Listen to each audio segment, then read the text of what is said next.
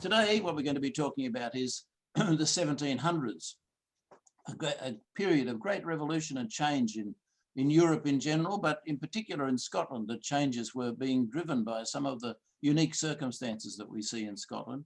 And we're going to talk about the changes that occurred today in the world that were initiated or started. Scotland contributed significantly to the world that we know today. Things that we take for granted today were generated by Scottish thinkers in the 1700s mainly. Of course, it followed the merging of the Britain of Scotland and England into a single country. In this meeting, we'll explore the circumstances and the evolution of these ideas that these thinkers were discussing at the time. Let's start off by just thinking about how big the cities were at that time. You know, when you take for granted that we have modern cities of 20 million without any blinking an eyelid, these are the sort of sizes that people, of the cities people lived in. In 1700, Paris was the biggest city in Europe. It had 500,000 people. And London had nearly that number and was closing rapidly. The central belt of Scotland, that's Glasgow and Edinburgh and everything else, the reliable figures are not till 50 or more years later. So had nearly half a million. This is a picture here of Edinburgh at that time, and you can see, you know, at 1670, you can see that even at that stage, the population is starting to spread outside the walls of the old city. And here's Leith up here, you know, no population down there. And New York, at the time of the Declaration of Independence, had 25,000 people. You know, we can't think about that today, can we? This is like a world that we can't even imagine, that when New York only had 25,000 people. But when we're talking about the 1776, even the end of the 1700s, it only had 25,000. So in these times, leading up to this time, we're talking about the dominant concept of how the world should be governed was that kings had a divine right to rule. So from, you know, until the 1600s, that was something that kings liked to assume for themselves, that they were the intermediary between their population and God. You know, they had this divine right to rule their people. And then they had their dukes and their earls, and then, you know, lower ranks of nobility. Many of these people were their own family members to keep it in the family. This was the crown of Scotland, used to crown a number of people in the 1600s, and even Charles I and Charles II in the 1700s. And once the crown went in 1707 once the king, who of course had been a Scot originally, James VI, moved to England, moved to London, this crown sat in the Scottish legislature and acted as a surrogate king. I wasn't going to mention this originally, but since our wee Neil that I mentioned earlier has just published a book on this subject, I thought we better talk about it, because this year is the 700th anniversary of the Declaration of Arbroath. Now, I've got to say to you, it was forgotten for several centuries, but the point is being made by our own wee Neil, that this document in 1320, that was a letter addressed from the nobility of Scotland to the Pope, it made some very important points that sure got forgotten or swept under the carpet for a while, but we should remember they did this.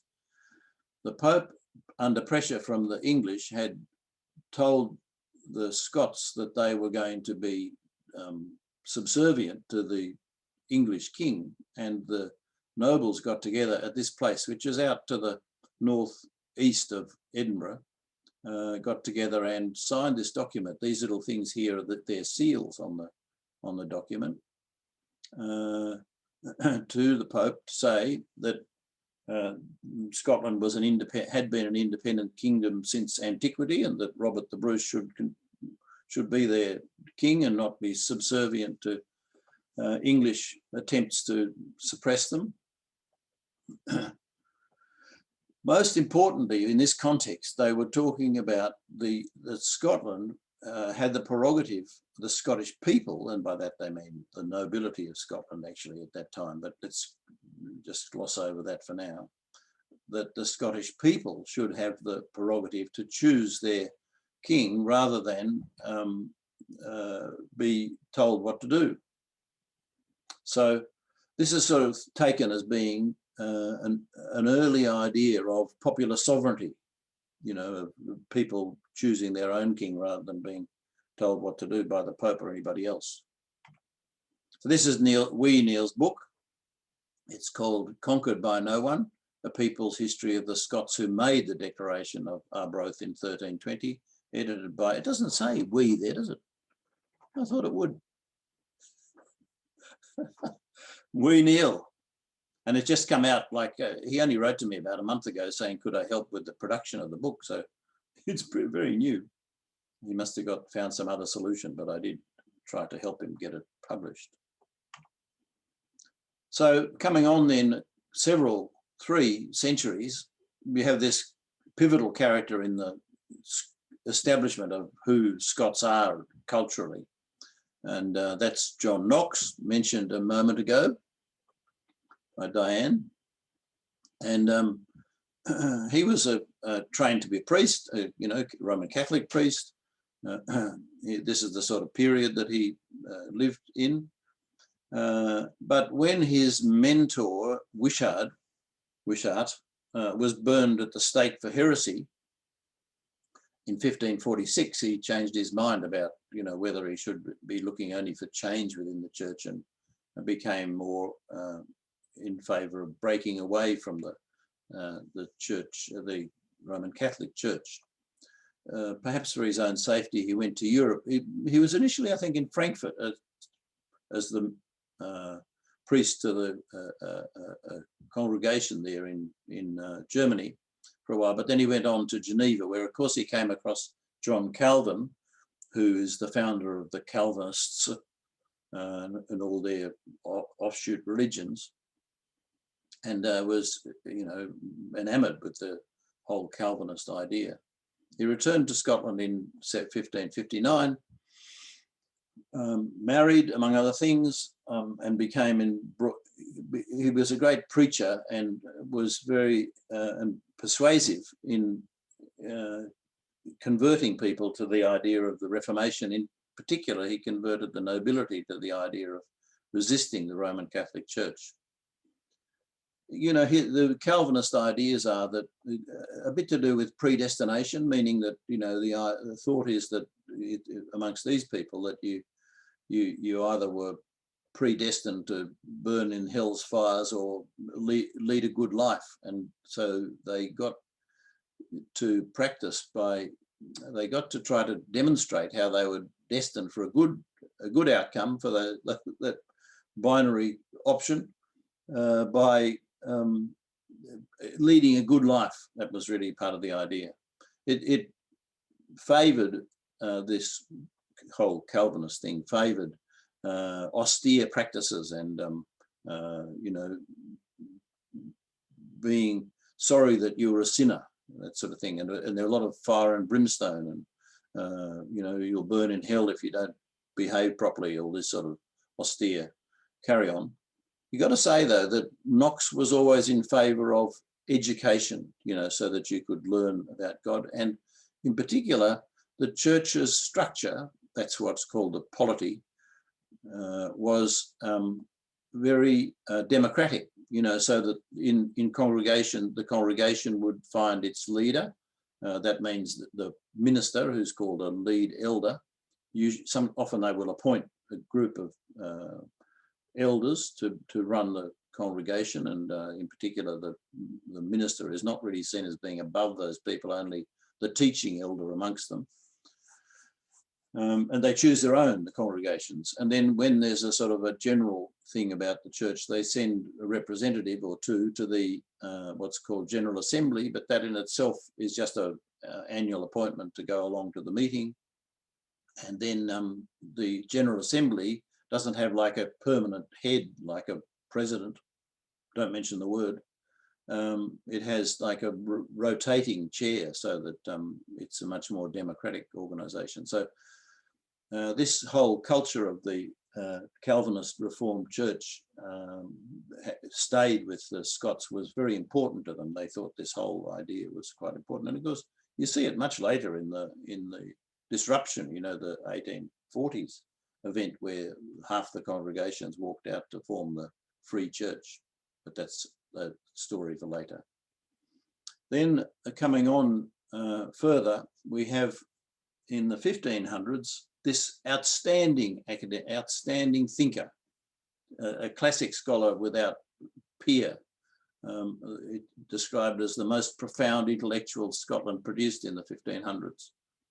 He became the tutor to the young James VI. In fact, he's known to have beaten James VI quite often when he didn't do his homework, that sort of thing. He'd give the king a bit of a whacking. But, you know, he was an outstanding scholar. He advocated the reformation of the church, the kirk, and had at times to escape to Paris. And when when some people turned up in Paris, he shot off to Coimbra, a fantastic really old university at Coimbra in Spain. I went there only a couple of years ago. Amazing place. And he wrote a book called The Law of Government Among the Scots. You know, this is like a learned academic work on how we govern, how we do things. He was the first in Europe to advocate popular sovereignty. The first in Europe. How amazing is that? You know, a lot of people will say to you, John Locke, John Locke, John Locke. These are people with too much US or English influence. But this guy was advocating popular sovereignty in these highly academic, highly thought through works 100 years before John Locke in England came along. Think of that. And his thinking was that the people are always more powerful than the leaders. The people should have the power. This really, how amazing is this? This is in the mid-1500s he's saying this. And then come on to the early to mid-1600s, and you have the later Stuarts. Charles I tries to get the Scots to adopt the Anglican Common Prayer Book and the processes of the Anglican Church, which of course relates to having bishops their ilk interposed between you and your God. Well, the Scots weren't going to have any part of this, and in particular, like the same ideas I've just been talking about in those last 3 slides there are coming through, that they're saying the king can't just tell us what to do without our consent. Popular sovereignty is the theme, right? And quickly they came up with this idea of all signing a covenant. And here they are in this picture, you know, flocking in great numbers to sign the covenant. There was a bit of nastiness when their neighbours wouldn't sign, a bit of pressure. I don't know if they put the signs out on the front garden the way the signs are put out for Trump and Biden on the lawns in US, but it was that sort of thing, you know.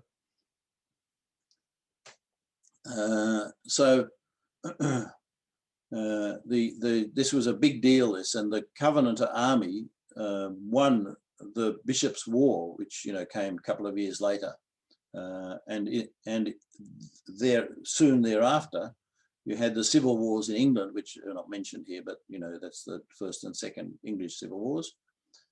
Charles was executed in 49, only 11 years later, and the Commonwealth under Oliver Cromwell takes over the running of England. So this, is another example here of we the people are going to say what we want. So moving on, then we've talked about this before. You have William and Mary coming, Windmill Will, and that's the to prevent Roman Catholics being kings. And then around about 700, there's talk about, will we merge our countries into one, or will we keep them as separate countries under the same king as we'd had since James VI? And many opposed the union of England and Scotland, in both England and Scotland. But it went ahead. It became, that's where the term Great Britain comes from. And the thing was that the Kirk, as we just saw it a minute ago, was retained under the Acts of Union. So Scotland's kept its own identity in respect of the Kirk. And also, we'll see later, in the area of the law, the Scottish law is different to English law, has totally different basis.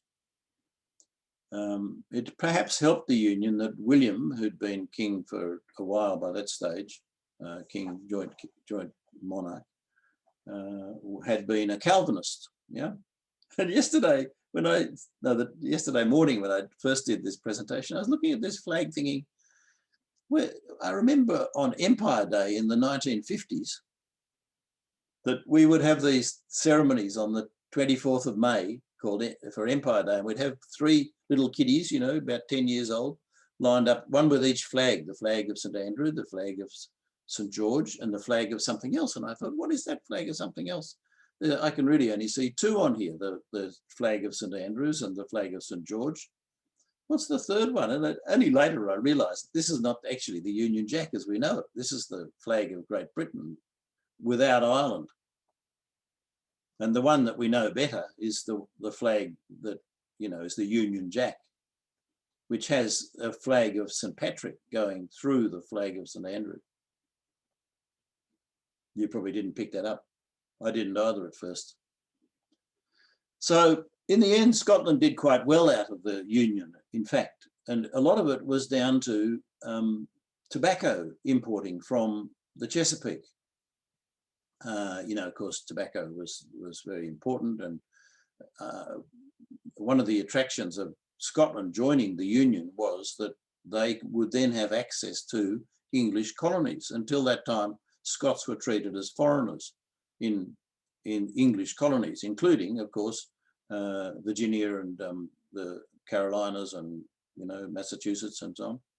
And they were not allowed to go there. But once the Act of Union came along, we had tobacco being a really big industry in Glasgow in particular. You know, that it was convenient to take the ships across there. They made the ships and they, you know, financed the plantations and all this. So the big interconnection, and did very well out of the tobacco trade. Other things too, but, you know, that was a big part of the outcome.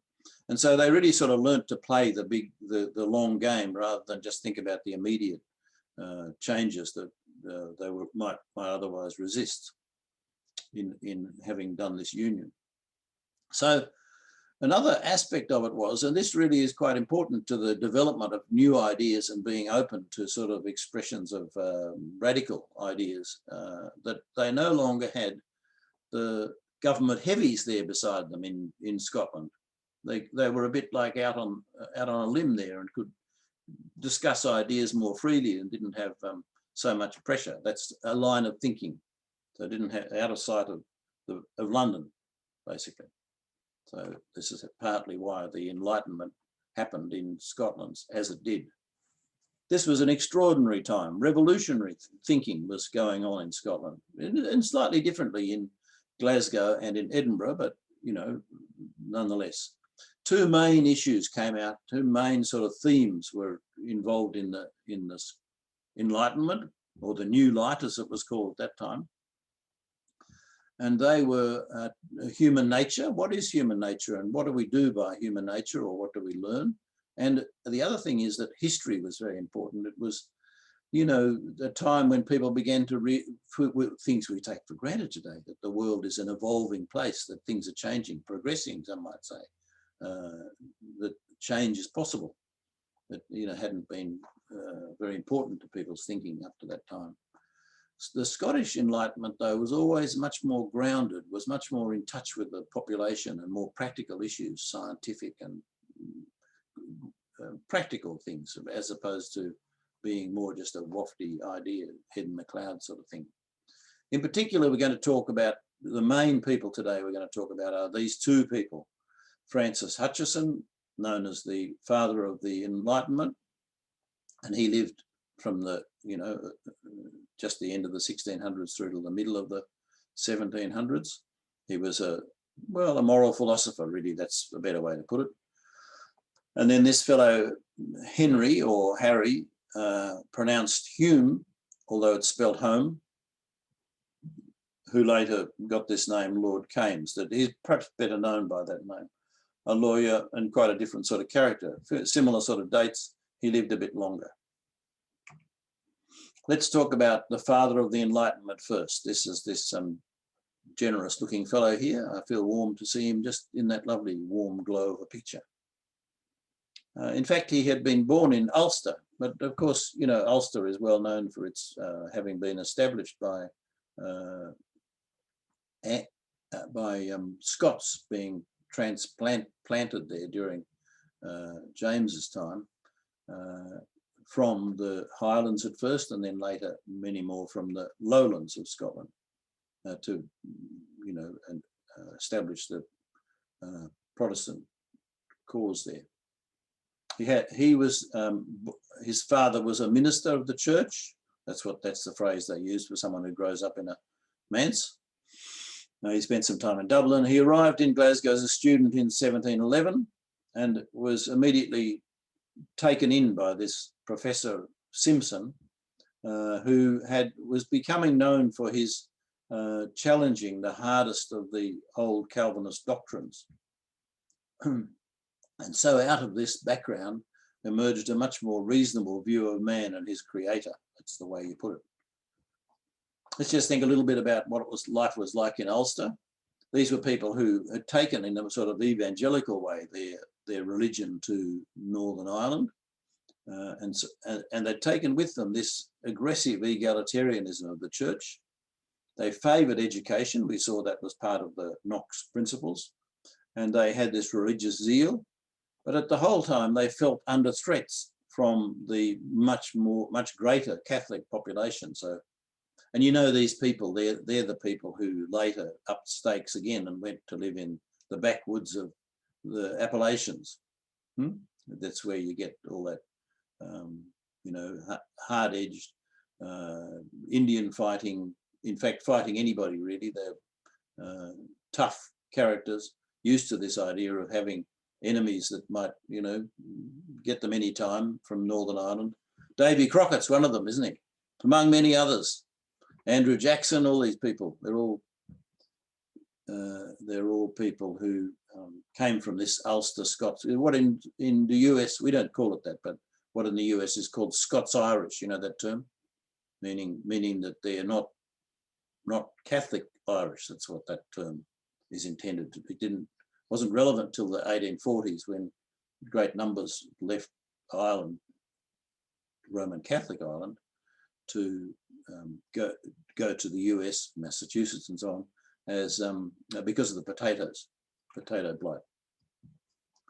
The university that Hutcheson turned up to, it had been established in 1451. Whoa, that's a long time ago. By a papal order, an order from the Pope, and it was the second oldest university only to St Andrew's University. So there you go. That's pretty old.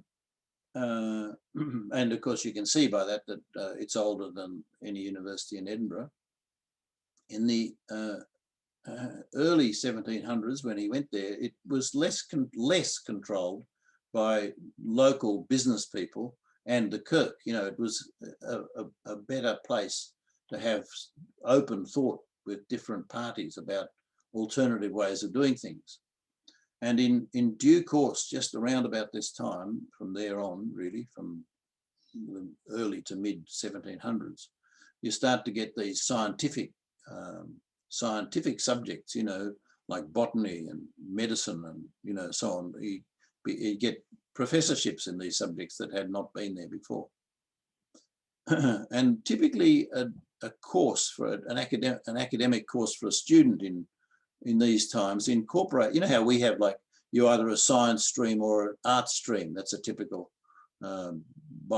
binary option for a student. In Scotland, they were typically encouraged to do both areas, to cover both arts and science. Now, when he arrived there at this time, the prevailing thoughts were about how life goes on. Had come from this English, this miserable looking coot here. He speaks highly of me too. Thomas Hobbes, who had this, although he was a very learned fellow and wrote on many subjects and was much respected, he was a monarchist, firstly, and so when the civil wars were on in Britain, in England, he was forced to escape for a while to go and cool his heels in Paris for a bit. And he wrote this pivotal work called Leviathan, and the motto that he's remembered by is this phrase, war of all against all. It's in Latin, the original. I just wouldn't trouble you with the Latin, but that's war of all against all. And that's based on the fact that he has the idea that humans are naturally selfish and vicious, that they need a constant whip hand of absolute state to keep them in order. Pretty miserable sort of, you see what I mean now. So Hutcheson's whole life's work became the refutation of these ideas that were prevailing at the time that he arrived in Glasgow as a student. Now, a little, you know, that's all a bit academic, all that. I'll bring you down to earth with a real practical question here. My seat's just sunk down. I don't know if you noticed. Only a week or a few days before that, I was playing golf on this golf course here. Not a golf course I normally play at. I don't know anybody at this golf course. I just go there once a year or so to have a hit and, you know, go to other golf courses in the other times. This hole here is the first coming down here. These people are just putting out. There's the flag for the first. This is the third hole we're looking at here, and this is the flag for the third hole. Just before that, on the second, my great pal who I've been playing golf with the longest, who doesn't think of himself as much of a golfer, had hit a ball, and I said, that could have gone in the hole, that ball. And then two guys turned up on a cart. They said, oh, we've got some kids we've got to pick up for school. Can you mind if we hit through? Okay, go on, hit through. So we all head down to the green. And, you know, what do you know? My pal's got a hole in one. So we're all pretty happy for him. We go to hit off on the third, and my ball goes over to the left a bit under the trees here, just very near where this arrow is. And when I finished my chip shot to the flag only 30 meters away, I see this, you see here, see there's a golf club on the ground? I see a golf club lying there in the shadows of this tree. And I think, oh, wonder what I should do with that. This is a moral question, like we're talking about. I'd like you to turn your mics on and tell me what other people might do, not you, tell me what other people might do, in what the options were for anybody who sees a golf club there at a course they don't know anybody at. Come on, offer me. Isla's going to tell us. I'd try to find the owner. Uh-huh. You could leave it there, the owner came by. Or turn it in at the clubhouse. Yeah. Turn it in at the pro shop, probably, yeah. And why would you do that? Because it's not mine and it's lost. Somebody's laid it down, and look at what a massive course it is to find it's like a needle in a haystack, right? Yeah. So, you know, the thinking would be then that you like to help other people. So we're talking, here's a city of, you know, 10 times the size of those populations of the cities we saw at the beginning of these slides. You've got all these people rubbing along together. By and large, they get on pretty well with each other. They look after each other, you know. So I think a bit of this is about what you've just said there, Diane and others, is that you're starting to think about looking after the other people in this broader community. And this case illustrates, one, it's got property involved, and two, you don't know whose club it is. Like if you knew it was your sister's club, well, you'd pick it up and take it to her, wouldn't you? You'd know. Right. But here we've got a case where you don't know who you're thinking you're doing something for somebody who you don't even know. And if you take it to the pro shop, you don't even know that you never will meet the person who gets it from the pro. So it's interesting. They're the sort of thoughts that Hutcheson is wrestling with, you know. And how did you come up with those thoughts that you suggested there? Did you think of them as something that you've learnt since you were a baby? Or do people generally? There would be people you would know. I mean, I know some middle-class women who are very well off who said, I found a phone at the shops the other day. I needed a new phone. Whoa, that really staggers me. But these are people who would otherwise you would think respectable citizens. I think it's appalling. But I think you know, it's that moral compass that mm, you know, our parents, especially maybe grandparents, you know, kind of instill in us. And then there's that putting myself in their place. I would sure hope somebody would find my club and try to find me. there's some really valuable parts of this discussion. Can I just leave the rest till we go on to some more slides? But you know, what a good case study, huh? So Hutcheson's asking the same question as we were just asking then. Do humans learn to help each other, or is it built in from nature? And when he turned up as a student, he went to the lectures of this fellow Gershom Carmichael, Professor Carmichael at Glasgow. And he learnt that without moral laws, without laws like this, you know, which are not necessarily legal laws, like forcing you to do things, without these sort of rules of behavior, there could be no community. Would be all against all, you know, like it would be like that fellow said. Hutcheson heard about a German called Samuel Pufendorf, who, you know, has died by the time he's there. And he had the idea that a man from nature, this is quite a German sort of idea, really, that man in nature even can understand these laws, that you don't really need to learn them so much, that you can pick them up even if you go off into the wilds. And anyway, it's sort of like a natural thing that you know these rules. He says that humans in society have rights, like the right to live, to life itself, not to be killed, and the right to own and use property. So, you know, you've got these two things there. But of course, the thing that people who object to looking after their fellow citizens when there's a pandemic on, and I won't say where that might be, that world, don't realise that there are obligations that come with being a member of society and having rights to do things. It's a double-sided coin. And you know, there is a need for people to come up with some consensus about following these guidelines or moral principles. So Pufendorf, he says that our own self-interest dictates that we treat each other as ourselves. I was going to have a photo. I went to the physio about this hand thing.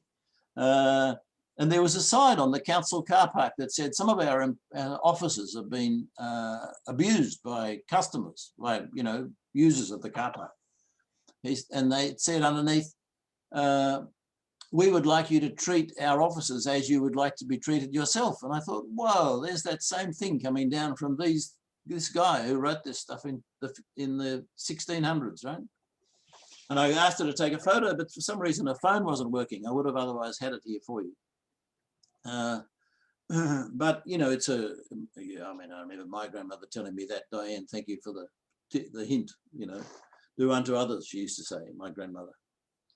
So I'd learnt those things, but he says that these ideas are built in, that and the argument that it's in our self-interest to treat others as ourselves, which is his development of that idea, is that he says, if I take this golf stick back to the pro shop, then hopefully one day when I leave my golf stick there, somebody else will do the same. So it's in one of the thoughts in that process is that maybe one day this will happen to me. and it happens throughout, doesn't it? You know, like you're stuck in a parking position that you can't get out of unless somebody waits for you to back out. Well, you know, you hope one day that somebody else might do the same for you. I guess that's the way this thinking occurs. The other party that Hutcheson had as influence was this fellow who's called Anthony Ashley Cooper. Now, I mentioned Locke, John Locke before, and he's interconnected with this family. He's known as Shaftesbury because he's the third Earl of Shaftesbury, but there are a lot of people with these same names. You've got to be careful which one you're talking about. And he advocated that a refined or polite society with kindness, compassion, self-restraint, and a sense of humour could be brought about by liberty. Liberty becomes really important to this thinking at this stage, and you'll see that flowing through from just this point in history. And he argued that it wasn't because we were required to help others that we did it, but because we genuinely enjoyed doing it. And I think there's something in that myself. I can relate to that. I don't know what you think, but you know, it gives you a good feeling if you go and help somebody, like help someone across the street, or give someone, you know, like a typical thing is someone says, can you tell me where the post office is? And you say, just go up there, turn right, and a couple of, 100 meters along, you'll see it without any trouble. You know, you get a good feeling out of having done that, I think. Really, I don't know, but that's what these people are identifying. Someone's got their mic on. And then Hutcheson says, that's right, that's you, John and Barbara. Barbara's the guilty party. Ah, you're off, good. So Hutcheson takes this a step further, and he says the highest form of happiness is making others happy. That to make others happy is better than to make yourself happy. That's really like his contribution to this discussion. So after 8 years of studying in Glasgow, he's qualified now to become a minister of the church, but he chooses not to do that. Instead, he goes off to run an academy in Dublin where, he mixes with Anglicans and various people who are outside his normal realm. Your mic's back on, John, Barbara and John. Your mic's back on, Barbara? Oh, yeah, I can't get it off. Let's go, that's it, it's off now. He goes off to Dublin where he mixes with a whole range of people, and of course he has the limitations there that he can't do things that are reserved for Catholics. That's quite an interesting way to observe life, be an outsider. And he publishes in 1728 this amazing document called An Inquiry into the Original, or we might say origins, but that's how it's written, of our ideas of beauty and virtue. This sets him aside as being an outstanding character. And then he, the year later, takes on the chair of moral philosophy at Glasgow that had been the chair of his mentor, Carmichael. His inaugural lecture there, it's a Latin name, but this is what it means in English, about the natural fellowship of mankind. What a great topic, huh? So this is the sort of, now, because he's trained as a minister, his lectures become famous as a speaker, and in the publicity for this presentation, I quoted what some of his students said, and he becomes famous for his lectures, and his colleagues come to attend them because he's so charismatic in his delivery, and people come from the town. At that time, the Glasgow University wasn't out where it is now on the Western Road. It was a bit more central in the High Street, and people just come from town. He's engaged with the community, but greatly appreciated. So his idea is that the happiness of others is very important. Unlike his French counterparts, he doesn't see the church as his enemy because he's come through the church system and he knows the church people. But nonetheless, he sees the turning of the students who are going to become ministers as being a very important part of what his mission is there in Glasgow as an academic.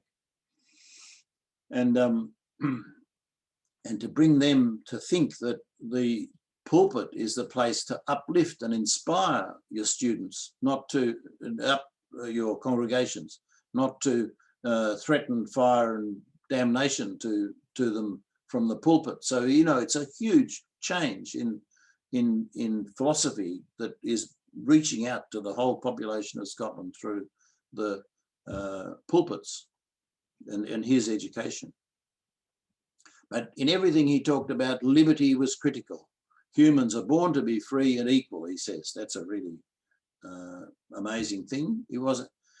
John Locke previously had endorsed these ideas of freedom, and you'll hear him quoted quite often, but he was talking only about freedom of speech and religion. Hutcheson took this further and talked about other forms of oppression like slavery and the like, and therefore, you know, inspired the abolitionist movements that, you know, emerged out of this period. Until this period, slavery and the like had been normal. Now I'm going to play you this. Sorry, let me just pause there for a minute. I get a bit of musical interlude now. I'm going to play you this famous piece of music made famous by Beethoven in his Ninth Symphony.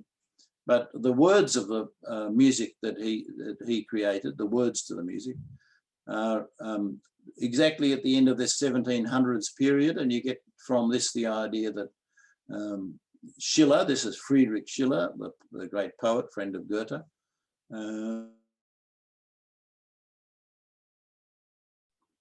egalitarianism and brotherhood.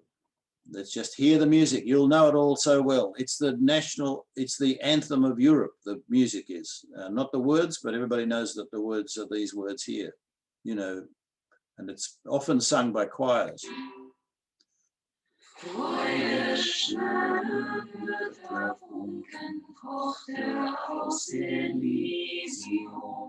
Wir betreten Feuerfunken himmlischer dein Heiligtum, deine Zauber binden wieder, was die Mondestränke teilt. Alle Menschen werden Brüder, wo dein sanfter Flügel weilt.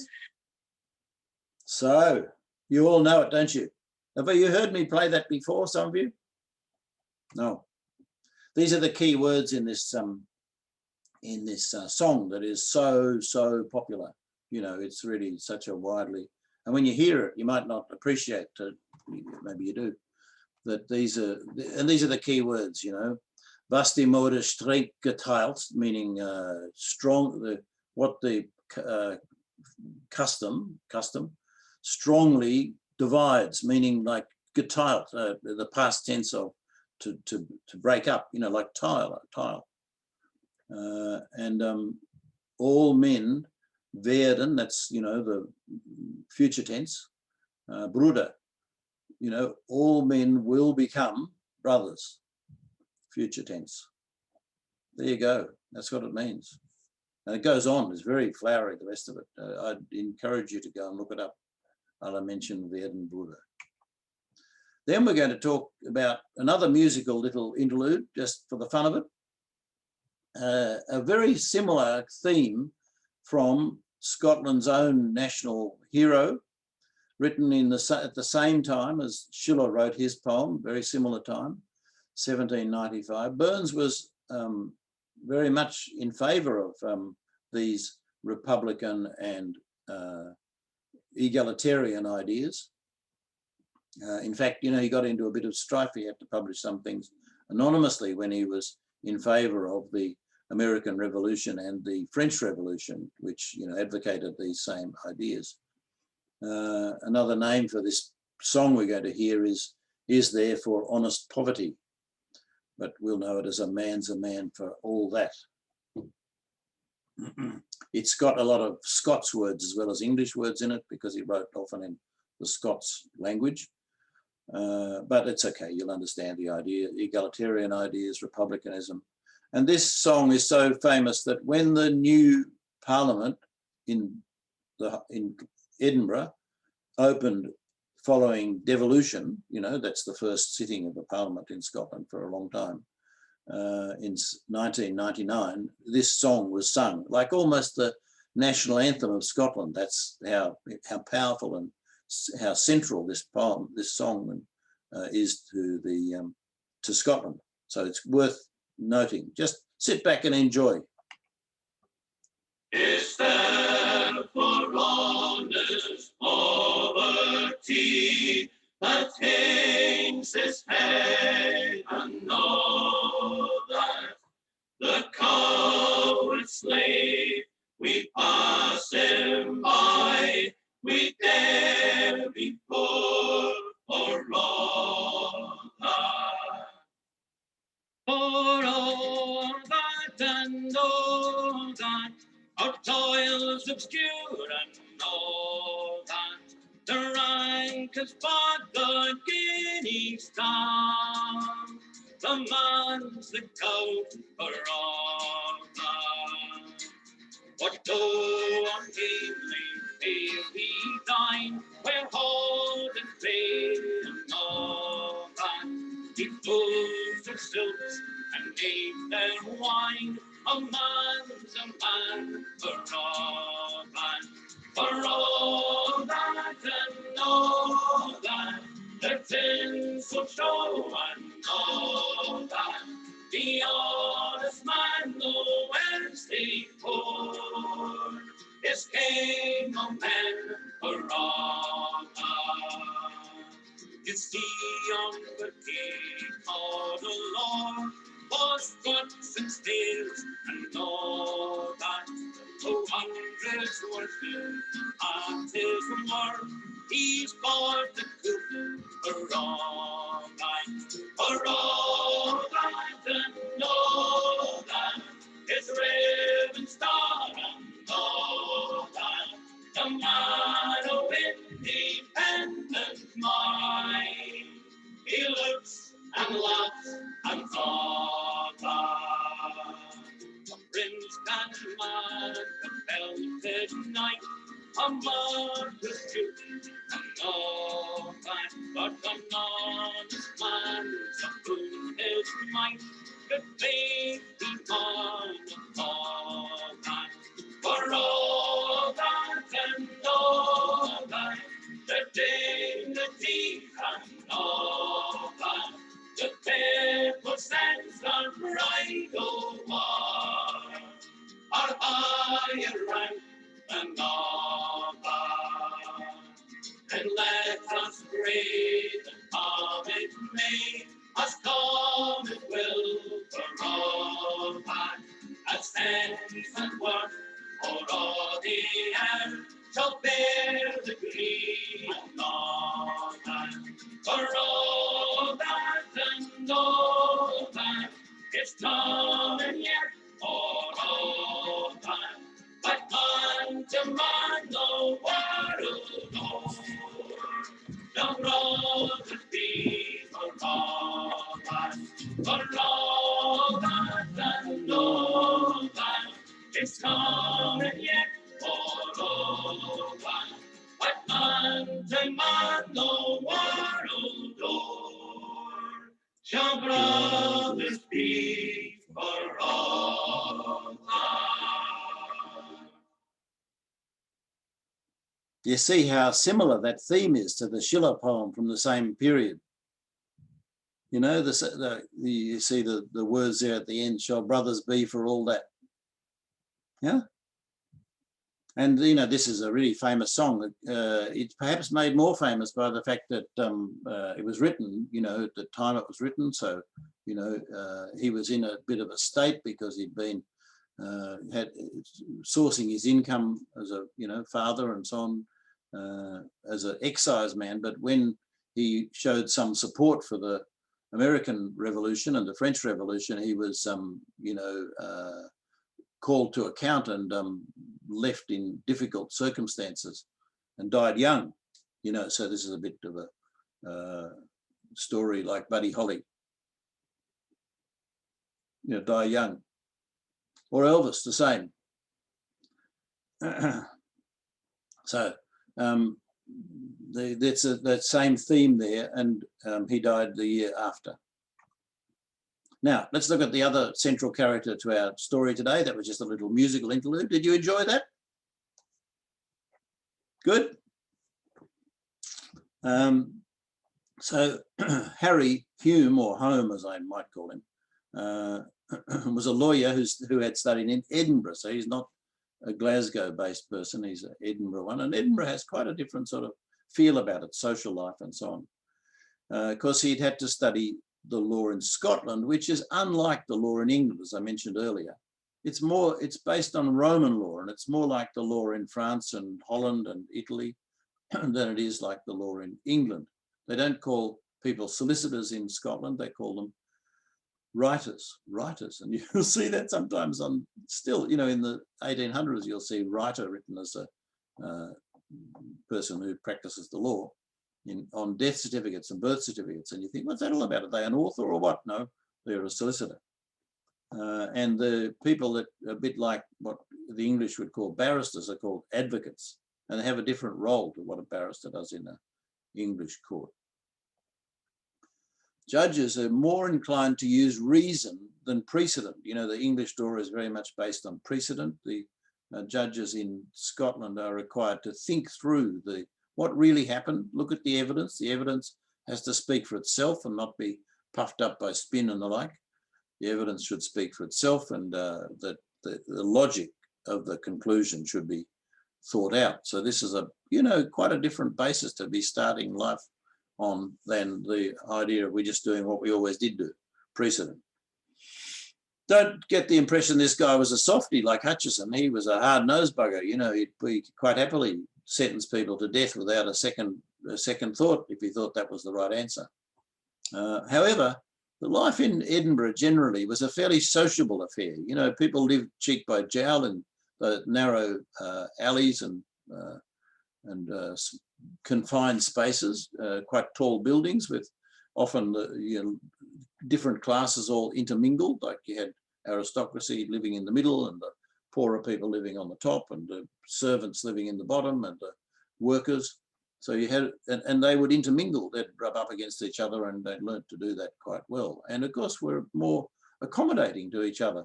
But they were well known for heading off for a few drinks in Edinburgh and getting themselves in they drank claret generally rather than whiskey because of the connection with France, of course. Red, let's call it. So he studied to become an advocate, as we now know they're called. And that included quite a lot of study of philosophy. He did that in Edinburgh himself, and he graduated age 27 in 1723 and became a brilliant advocate, like really well recognised as an advocate. So 15 years later, he became the curator of the Advocates' Library, the library for the advocates. And instead of just putting dusty old law books in the library, he stacked it full of all these books on philosophy and geography and these other subjects so that it empowered these people to use these resources.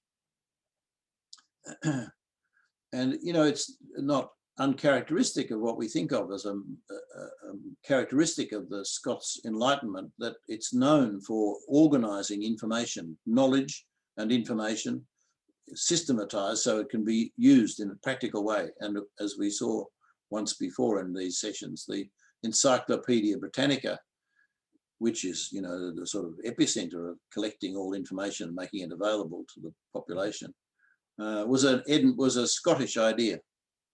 And the same happened in geography, collecting and organising it, and medicine. Scotland well punched above its weight in these matters.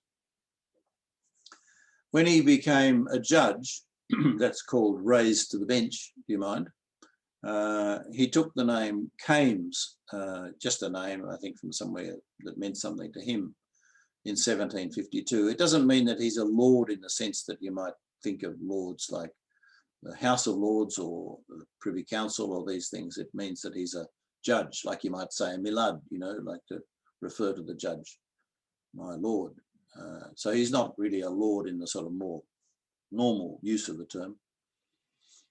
His idea was not that the laws were fixed like you might do with the precedent sort of thinking, but that laws have to evolve and fit in with society. And changes must be expected as society itself evolves. This is his big contribution to this discussion. Nonetheless, he said, the law shouldn't be a plaything of the powerful. You shouldn't just be appointing judges to the Supreme Court because it suits your own personal agenda. Who said that?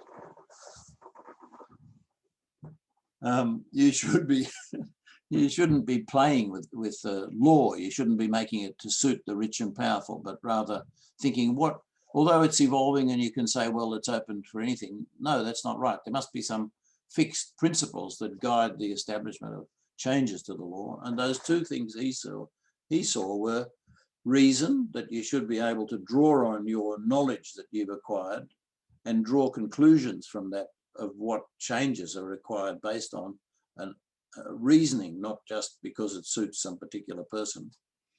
And secondly, that there are natural human laws that we have to recognize and take account of when we're evolving our legal systems. They're the two things that he contributed. He asked himself, why do laws exist even?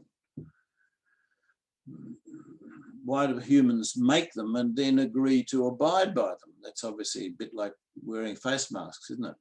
This is going to look quite out of date, this talk, isn't it, in a few years' time? A bit topical. He says, it's a principle of the law of nature and essential to the well-being of society that men be secured in their possessions honestly acquired. That he's bringing property into the discussion, right? He's saying, a bit like the golf club, that belongs to somebody else and they're entitled to have it back, is a sort of idea that's come out of his thinking. And he says it's our idea it's our desire to own property that forces us into a network of mutual rights and obligations and duties to other people. So that he's saying that property can be quite important to why you have an obligation and a right to do certain things. You know, I'm lending you this book for a fortnight. That's established some relationship between two people, hasn't it? Or I'm giving you this book to have forever. You know, and that has different rights and obligations. And he says that laws have to evolve to accompany social change as it's happening. Laws have to evolve. And as a result of that, he comes up with this really important thing to our world as we now know it. We take for granted. We can't think of a world that doesn't follow what he said. And that is that he says the world evolves through, it progresses through different stages. Now, these are his own stages, but the idea that the world is progressing is so ingrained in us, we can't imagine a world that says it's going to be the same in a decade's time as it is today. And these are the stages that he identified. The first only enables people to live in small groups, as small as just single families, like, I don't know, maybe Inuit are like that, are they? The Eskimos out on the ice live in very small groups. Then you've got the pastoral nomadic stage, as he calls it, where you can get together in bigger groups to, you know, roam around and hunt and gather and whatnot. And then you've got the next stage where people settle down to fields, you know, agricultural crops that are fixed in location. And this enables the production of surplus to one person's requirements, and people can take on specializations like, I don't know, being a ploughman, for example, might be an example of someone who specializes in this society. And then the last stage, he says, is commercial society, where, you know, that you see them in market towns and seaports where you have other activities growing up that further enable the cooperation of larger groups of people, including people who might be a long way away, you know, bringing things to market in your town. A sort of refined level of society. That's what this basically means. And it requires different laws, he says. In the early stages, you have a scarcity of, you know, you're always living hand to mouth and what the next hunt will bring for your meal. You probably need some warriors to lead you because you're under threat from different neighbours and whatnot, and punishments might be harsh for breaking the rules that have been established. So there are rules, but they could be quite harsh, usually guided by warlike type characters, warriors. In the later stages, material progress is possible. You have rules of socialization which become internalized as the conscience of people, he says. His protege, William Robertson, became the very first ever professor of history in Europe, and wrote and used the Kames's idea of this evolution through stages or periods. He used it to create this genre that we all take for granted, the stories of civilization, the progress, perhaps Gibbon's work, The Decline and Fall of the Roman Empire, is one well-known example of that. But we all know from our childhoods these books that talk about the history of, or the progress of, or the stages of development, or these sort of stories of civilization, as they're called. Another protege of Kames went a bit more extremely, but he's certainly well recognised, if not always well liked, has the same name.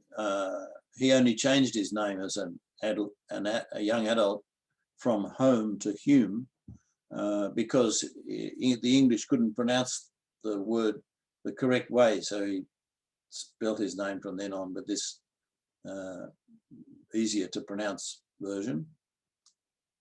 So the other one should be pronounced Hume as well, even though it's spelt Home. He studied philosophy at Edinburgh. He became a librarian at the university, and he wrote this enormous work over about 12 years, 6-volume History of England, which was the go-to history for a long time. He had this opportunity because he was working in the library, but he was a skeptic, and you might say that's a euphemism for an atheist, and this prevented him getting academic posting. And so he later, in fact, finished up being the librarian, the curator, as Kames had been, of the Advocates' Library. There you go. But he advocated that you be skeptical, and self-interest is, he was a bit more like Pufendorf, in that he said self-interest is all there is. So that's all I'm going to talk about David Hume. Now, coming out of all these proteges is the great protege that really brought together the thinking we've been talking about to this point. And he was Adam Smith. When I first went to do a degree in economics in the 1960s, the first person we heard about was Adam Smith and his book, The Wealth of Nations. You probably all heard this book talked about. He himself didn't think of himself as an economist, actually. He thought of himself as a moral philosopher long before he became thought of as a economist. You can see this is a statue to him just outside St Giles Church in the centre of Edinburgh, just on the high street there. And you can see some wag has picked up one of these witches' hats and put it on his head. Crowned him with a witch's hat. I like it. Adam Smith. Amazing fellow. You can see his dates here. He's a student of Hutcheson, and he really fell under the spell of Hutcheson and his charismatic style of lecturing. He himself became professor of logic at the Glasgow University, and then in turn, a year later, took over the chair that Hutcheson himself had been the holder of. So you can see he's squarely in this Hutcheson flowing through, picking up the ideas. He wrote this wonderful book called The Theory of Moral Sentiment. So you can see he's a moral philosopher, not an economist in just that title. And then it wasn't until 15, 16 years later that he wrote The Wealth of Nations, Inquiry into the Nature and Causes of the Wealth of Nations. It was Smith. This is a more respectable picture of him from the Glasgow University website. that he saw the tension between the soft side ideas of Hutcheson and the hard ideas of Kames and David Hume. And it was through him that a synthesis came of these ideas. He saw the commercial world, the stage of refinement and commerce as being all intermingled, that you could bring them all together. That was how you achieved surplus production and the benefits of liberty. And liberty was what was necessary to achieve this final stage of life, that liberty was everything to him.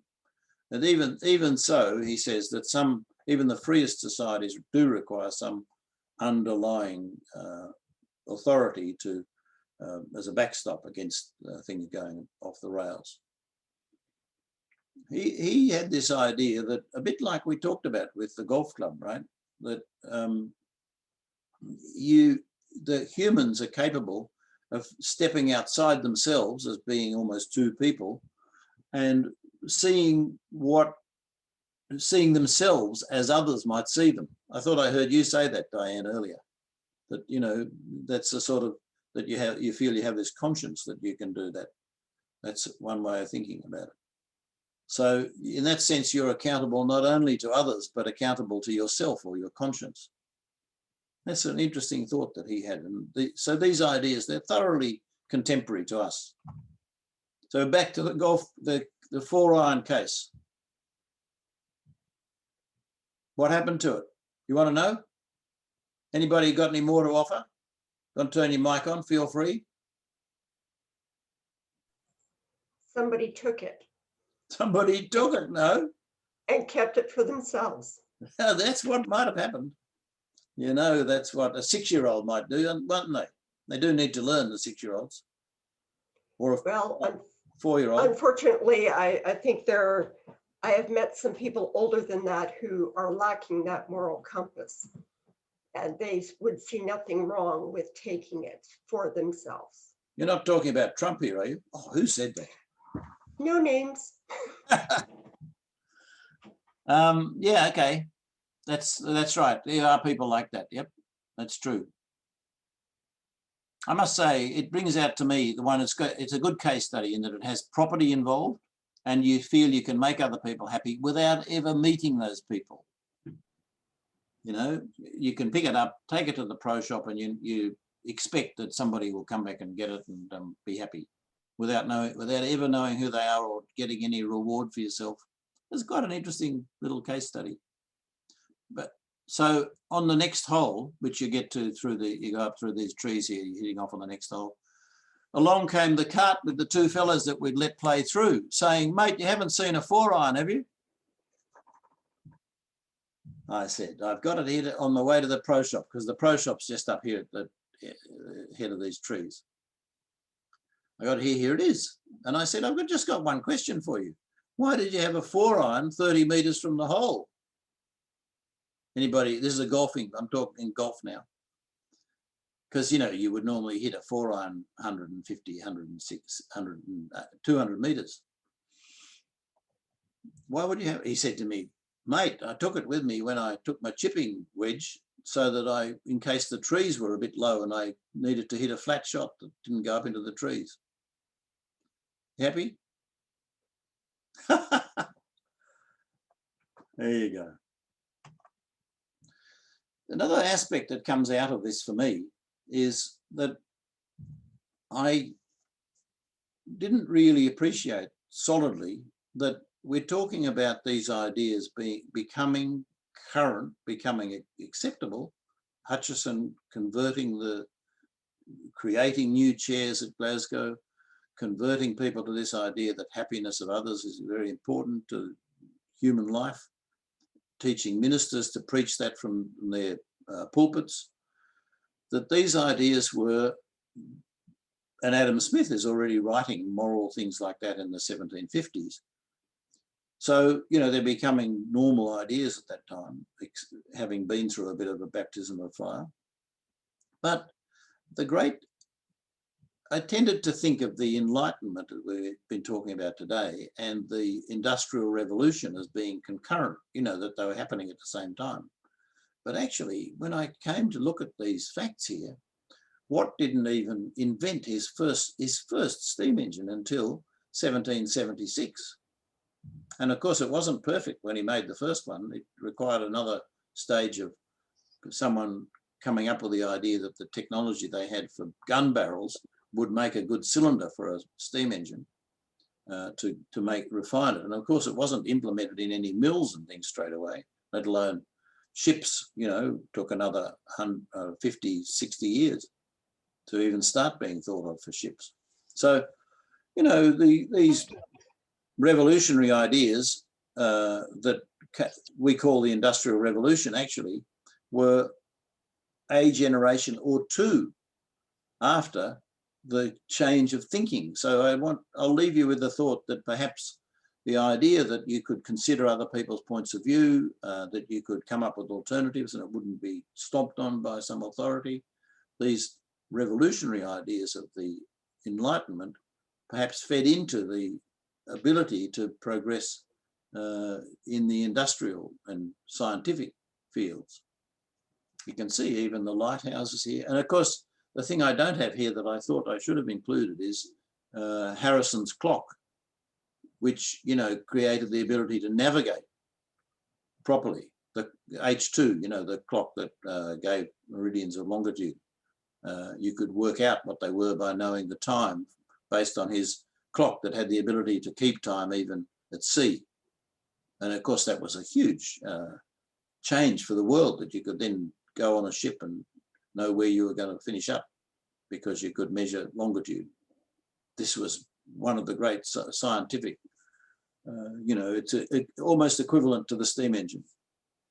The steam engine's still the poster boy of the Industrial Revolution, but the longitude, it enabled, you know, migrations, voyages of discovery, so much change. So, and Stevenson, you know about Robert Louis Stevenson's father and grandfather were all involved, and here's some of the early lighthouses that were built on through the 1800s, bringing safety to navigation.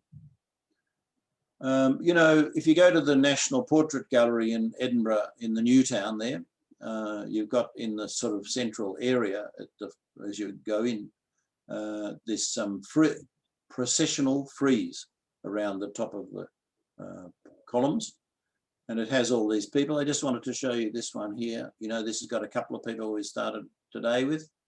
There's Buchanan, remember? And along here you've got Knox. Look at that. And various other scoundrels. James VI, you know, the supporter of Shakespeare.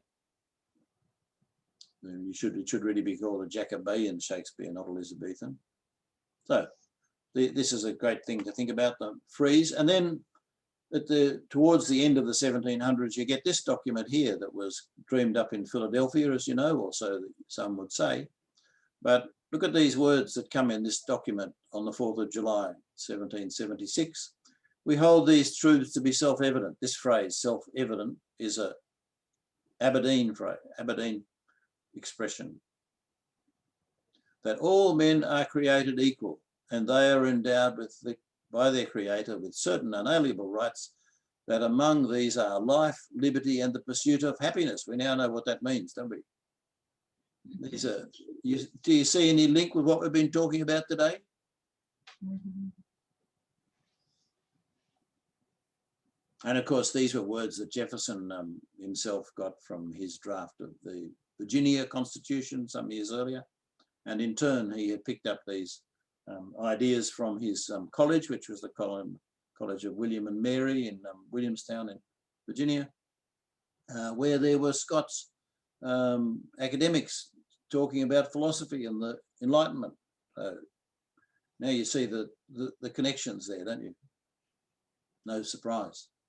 And this is, you know, when these people were drafting this document, they believed they were creating the modern world. We're going to create a totally new idea that we, you know, and in this is the Declaration of Independence. You have the Articles of Confederacy, of course, and then you have the American Constitution, which says we the people We the people. That was such a radical idea. There had never been such a thing as we the people being the source of the power.